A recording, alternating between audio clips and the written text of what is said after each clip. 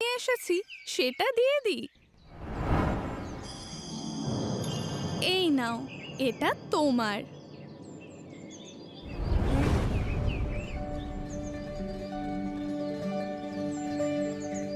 বাহ, খুব সুন্দর। দাঁড়াও, আমি তোমায় পরিয়ে দিই।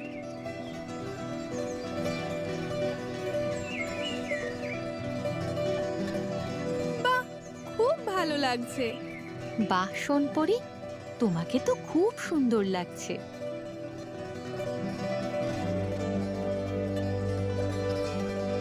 কেমন আছেন কাকিমা?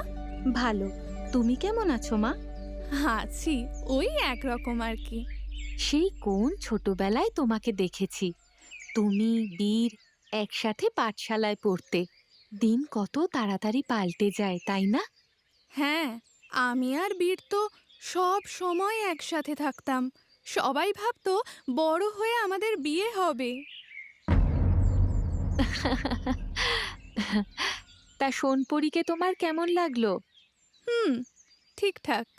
তবে সোনপরি কিন্তু খুব ভাগ্যবতী, বীরের মতো একজনকে স্বামী হিসেবে পেয়েছে।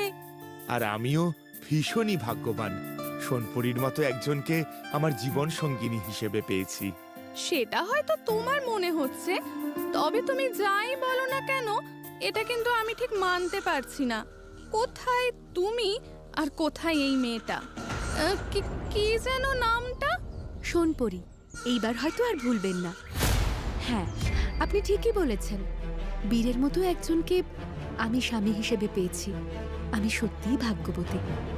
তবে এমন ভাগ্য কয়জনের হয় বলুন তো? দেখুন, আপনারও কিন্তু হয়নি।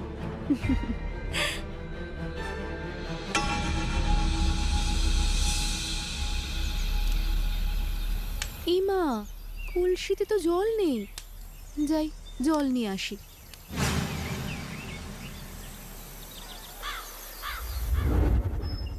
কি স্বর্ণলতা, আমার বৌমার হাতের রান্না কেমন